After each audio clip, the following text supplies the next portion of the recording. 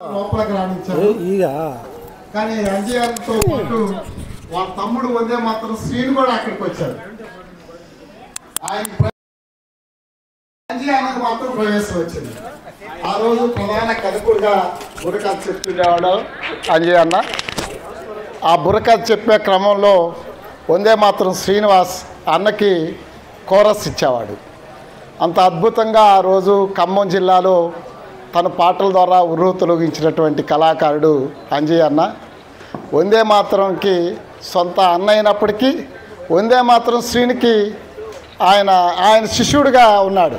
అంజయ్ అన్నకి శిష్యుడిగా ఉన్నాడు.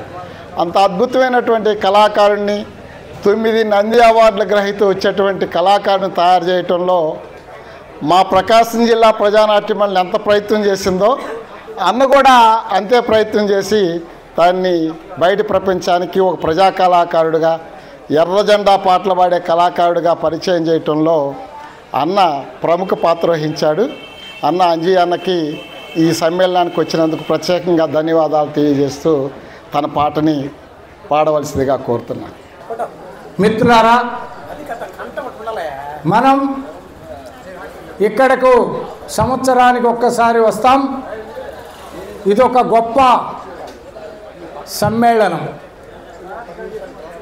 భావాలు ఒకటిగా ఉన్నటువంటి వ్యక్తులంతా ఒక చోట చేరి ఒకరి భావాలు మరి ఒకరు పంచుకొని ఈ యొక్క ఉత్సాహంతో మనం ఇళ్లకు వెళ్ళేటువంటి సమయం ఈ 2 రోజులు.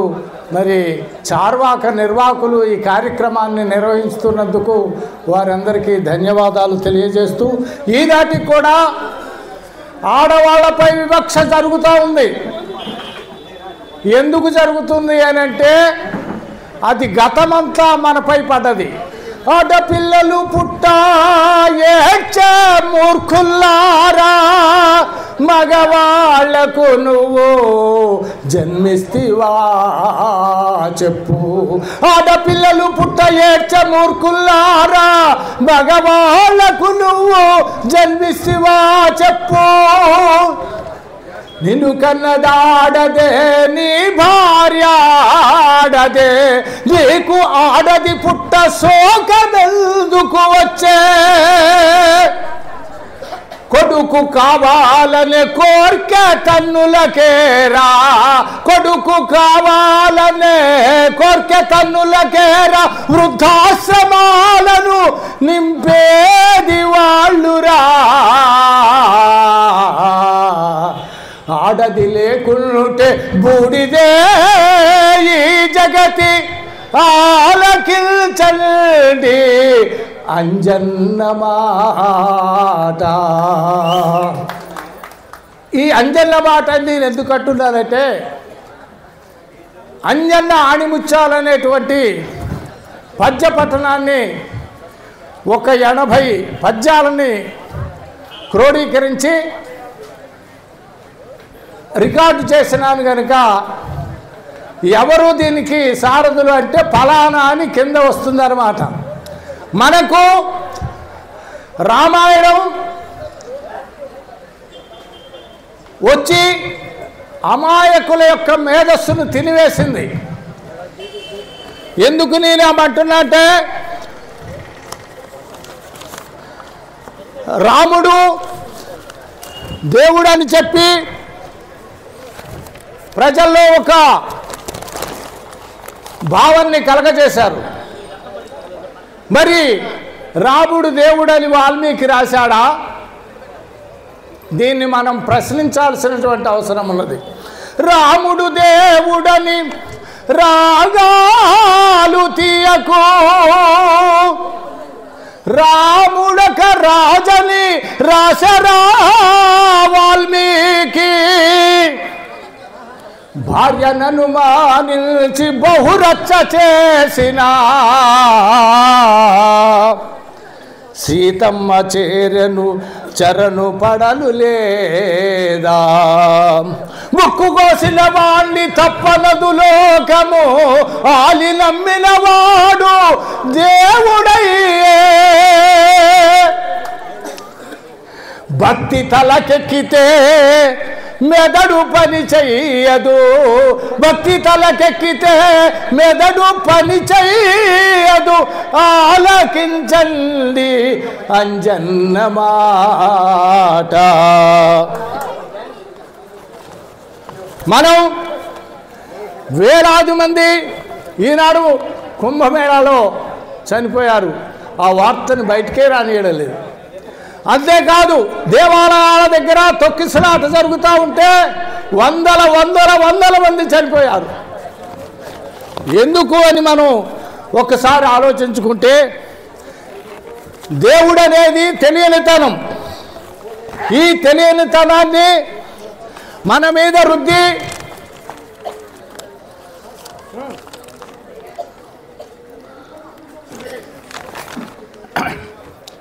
నీటమునికి ఎంత పాపాలు పోవునా, ఒంటి మురికి కూడా వదలదేమి.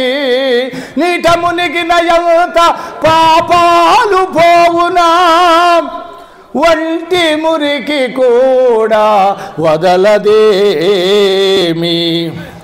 కోరికలు పెరిగినా కష్టాలు తప్పవు, కష్టపడువానికి భుక్తి కొద ఉండదు. అక్రమంగా నువ్వు ధనము పోగేసిన, అక్రమం అనేది రెండు ఉంటాయి సమాజంలో. అక్రమంగా ధనము ఎంత పోగేసినా అనుభవించక ముందే హస్తమించేవురా. తప్పు చేయకుంటే తప్పులు చేసిన వాళ్ళ పాపాలన్నీ పోతాయని చెప్పి గొళ్ళకు పోతా ఉంటారు. తప్పు చేయకుంటే దైవం అవసరమేమి, ఆలకించండి అంజన్న మాట. మనం పుడతాం, చచ్చిపోతాం. ఇది జగమెరిగిన సత్యం. కానీ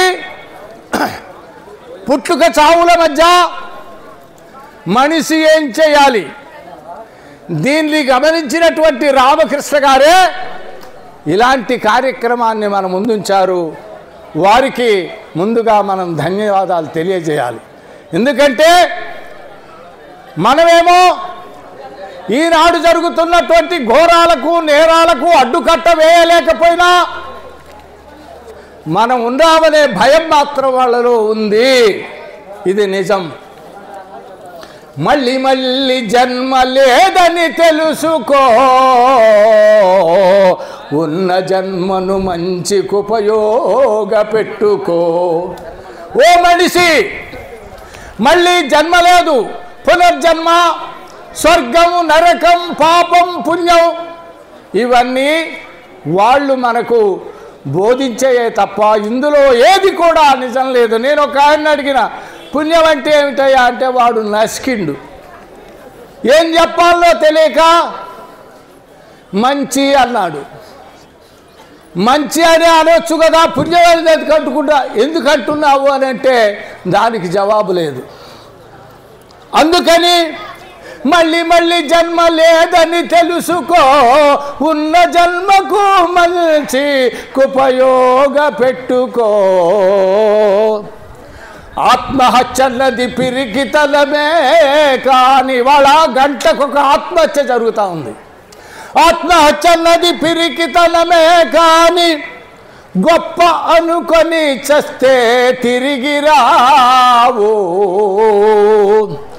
జన్మంటే తెలియని పిరికి పందల చావు, ఎవరికి ఉపయోగపడు వెధవ చావు. బ్రతికి బ్రతికించటం నిజమైన బ్రతుకురా, ఆలకించండి అంజన్న మాట. ఇలా విద్య పెరిగితే విజ్ఞానం పెరుగుతుంది అన్నారు. నేను 80 సంవత్సరాల సుదీర్ఘకాలంలో 60 సంవత్సరాల ప్రజా జీవితంలో చూస్తే చదువు పెరిగింది, విజ్ఞానం తరిగిపోయింది. చాదస్తమున్నోడు ఎంత చదవరి అయినా, చాదస్తమున్నోడు ఎంత చదవరి అయినా విషయము తెలియక ఇంగితము కోల్పోయే. అక్షరం తెలియని అజ్ఞానులతో కలిసి, అక్షరం తెలియని అజ్ఞానులతో కలిసి మూఢ నమ్మకాల్లో మునిగిపోతున్నారు. సృష్టికి మూలము ఏమిటో తెలియదు, దేవుని దయ అంటూ దేవురిస్తున్నారు. ఏమిట్రా బాబు అంటే దేవుడి దయ వల్ల మాకు ఒక 2 పిల్లలు. ఒక పంతులు గారు విద్యార్థికి చదువు నేర్పిండు. కొన్నాళ్ళ తర్వాత కలిసిన తర్వాత, ఏరా అబ్బాయి ఏం చేస్తున్నారు అంటే, మొన్ననే పెళ్ళయింది సార్ అన్నాడు. ఏమన్నా పిల్లలు ఎలా అంటే, ఒక పిల్లగాడండి అన్నాడు. ఈ విద్యార్థి ఏంటంటే, అయ్యగారు వచ్చిండు, చదువు నేర్పినటువంటి వ్యక్తి వచ్చింది కాబట్టి, అయ్యగారు మీకు పిల్లలు ఎంతమంది అన్నారు. ఎవరా దేవుడి దయ వల్ల 3 అన్నాడు. అంటే చదువుకున్నటువంటి విద్యార్థి, ప్రశ్నించినటువంటి విద్యార్థిలో విజ్ఞానం పంతుల్లో లేకుండా పోయింది. అందుకని చాదస్తమున్నోడు ఎంత చదువుకుంటే మాత్రం ఏం ప్రయోజనం? మనం ఈ విషయాలన్నీ మన ప్రాంతాలలో చెప్పాలి. నా దగ్గర క్యాసెట్లు ఉన్నాయి, తీసుకెళ్ళండి. విగ్రహాలు పాలు తాగుతున్నాయంటే ఎగబడతారు. విగ్రహాలు పాలు త్రాగుతున్నాయంటే వేలవెర్రిగా పాలు పారబోస్తుంటారు. మురికి వాడల్లోన పసిబిడ్డలెందరో పాలు లేక ప్రాణమొదులుతున్నారురా. పాలు త్రాగిన బొమ్మ పళ్ళు తినదేమిటనే ప్రశ్నలోనే ఉంది అసలు నిజము తెలియాలంటే ప్రశ్నించవలెనురా. ఆలకించండి అంజన్న మాట. నిజం తెలియాలంటే ప్రశ్నించాలి. నేను రైల్లో వస్తుంటే ఒక అతను ఎదురయ్యాడు. మా దేవుడు పైనుంచి జ్యోతి వస్తే గర్భాన పడితే పుట్టాడు అని. నేనేమన్నానంటే, నిప్పుకు కూడా పిల్లలు పుడతారా అన్న ప్రశ్న ఇది. నేను ఎందుకంటున్నా అంటే, నిప్పుకు కూడా పిల్లలు పుడతారా అనేవరికి అతను నోరెళ్ళబెట్టాడు అనమాట. విగ్రహాలు పాలు త్రాగుతున్నాయంటే వేలవెర్రిగా పాలు పారబోస్తుంటారు. మురికి వాడల్లోన పసిబిడ్డలెందరో పాలు త్రాగక ప్రాణమొదులుతున్నారురా. పాలు త్రాగిన బొమ్మ పళ్ళు తినదేమిటనే ప్రశ్నలోనే ఉంది అసలు నిజము తెలియాలంటే ప్రశ్నించవలెనురా. ఆలకించండి అంజన్న మాట.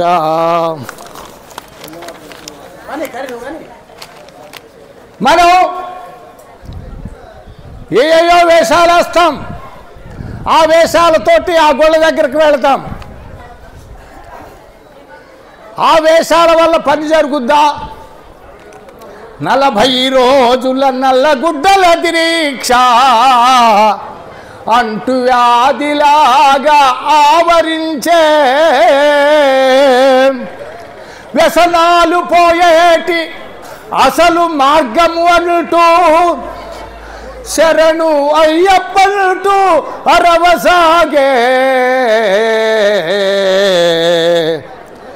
వ్యసనాలు పోవునా పసలేని బట్టలతో, వ్యసనాలు పోవునా పసలేని బట్టలతో, మలినమైన మనసు మారకుండా, మనిషి మారిత తప్ప వ్యసనమెలపోవురా. ఆలకించండి అంజన్న మాట. ఇవాళ 1,00,000 రూపాయల తులం బంగారం అయిపోయింది. ఈ బంగారం ఎందుకింత పెరిగింది అని సామాన్యుడు ప్రశ్నించటం లేదు. దానికి కారణం మనం చెప్పాలి. టన్నుల కొద్ది బంగారం ఆలయాల్లో మూరుగుతూ ఉంది. దేనికది? అది అలంకరణకు పెట్టుకునేటువంటి వస్తువు. కానీ నేనేమంటానంటే,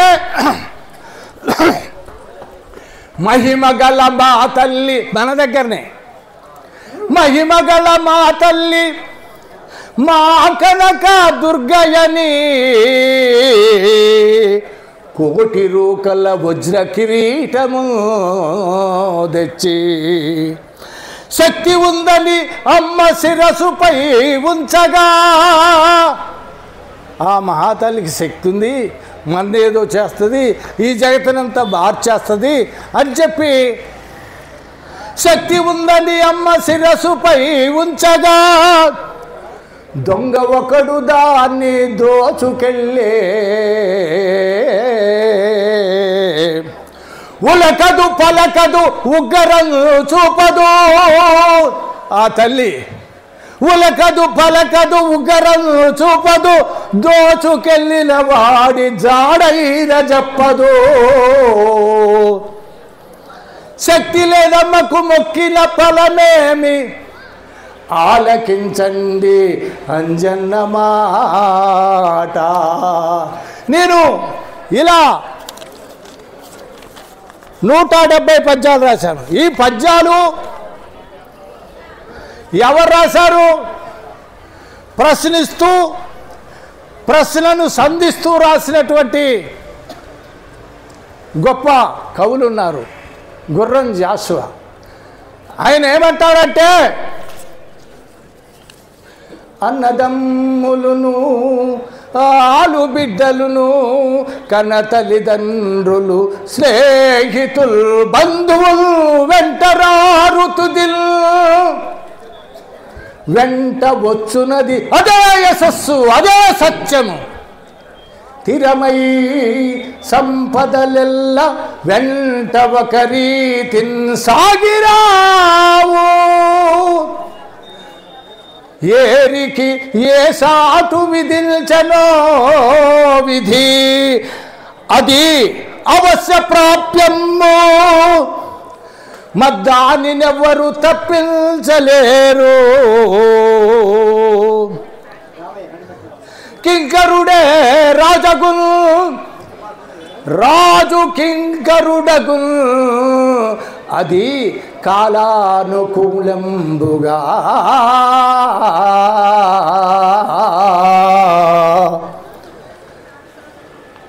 ఆయన పద్యాలు రాసి, ఆయన పద్యాలు విన్న తర్వాత నాకు కూడా పద్యం రాస్తే బాగు, ఎట్లా రాయాలనేటువంటి, నేను సమాచార శాఖలో వేలాది బుర్రకథలు చెప్పాను. ఇట్లాగే ఏడూళ్ళ బయ్యారం బుర్రకథకు వెళ్ళాను. అక్కడ బారులు తీరి వెళ్ళిపోతూ ఉన్నారు. నేను ముందుగా వెళితే ఎప్పుడైనా సరే, అయ్యా వాళ్ళంతా ఎటో వెళుతున్నారు ఏమిటి అన్నాను.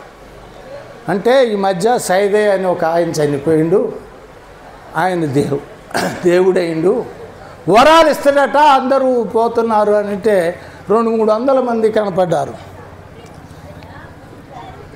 అందుకని ఈ పద్యాలు అప్పటికప్పుడే రాయాలని నాకు అనిపించింది.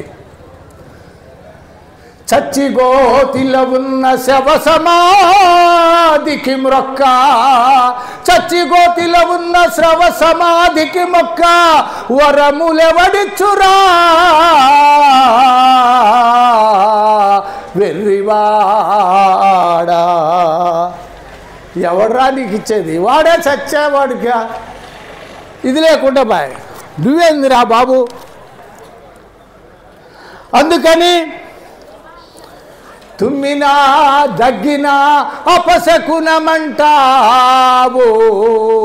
మూఢనమ్మకాల్లో అందరూ బయలుదేరి ఇంటి ముందరకు వచ్చేవాడికి ఎవడో తుమ్మిండు, వాడు తుమ్మది, వీడికి సంబంధం లేదు, కానీ వాడు వీడిదే అనుకుంటున్నాడు.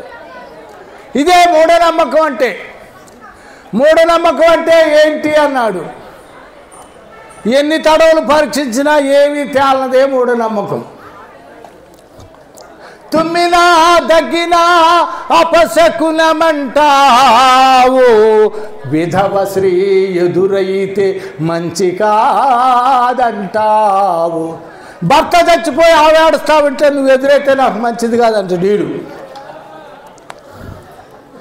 చచ్చింది భర్త అయితే భార్య ఏమియు చేయు. చచ్చింది భర్త అయితే భార్య ఏమియు చేయు. ఓదార్చె గుణం మొదలి బాధించనేలరా.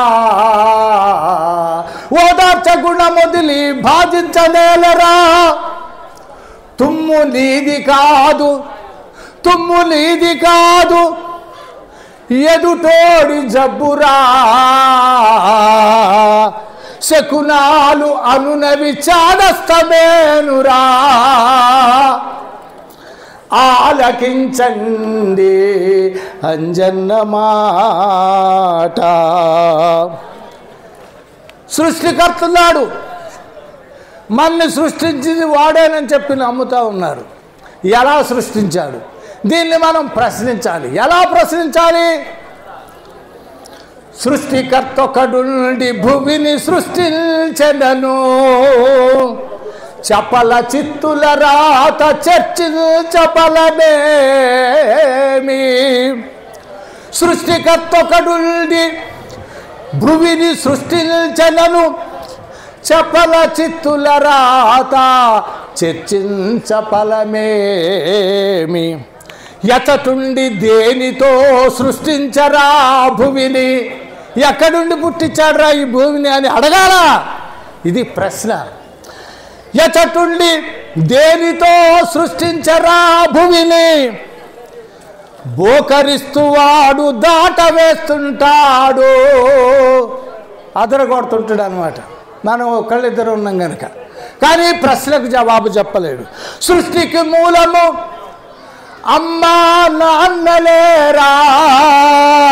కట్టుకథలల్లగా కాదు నిజము. ప్రశ్నిస్తూ తెలుసుకో విజ్ఞాన సంపద. ప్రశ్నిస్తూ తెలుసుకో విజ్ఞాన సంపద. ఆలకించండి అంజన్న మాట.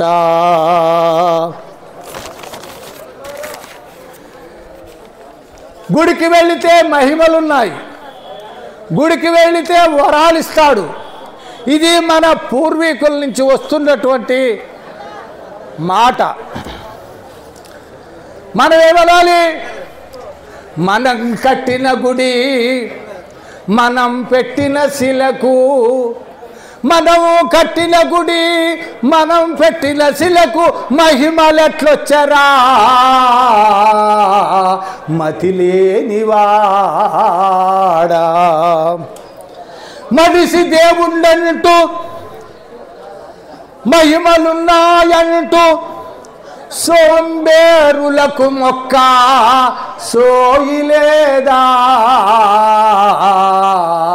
సోయిపోయింది వీడికి. లేకపోతే మనిషిని దేవుడని మరి కొలుస్తాడు. మనం చూసాం, ఇంకా కొత్త కొత్త దేవతలు దేవుళ్ళు వస్తూనే ఉన్నారు.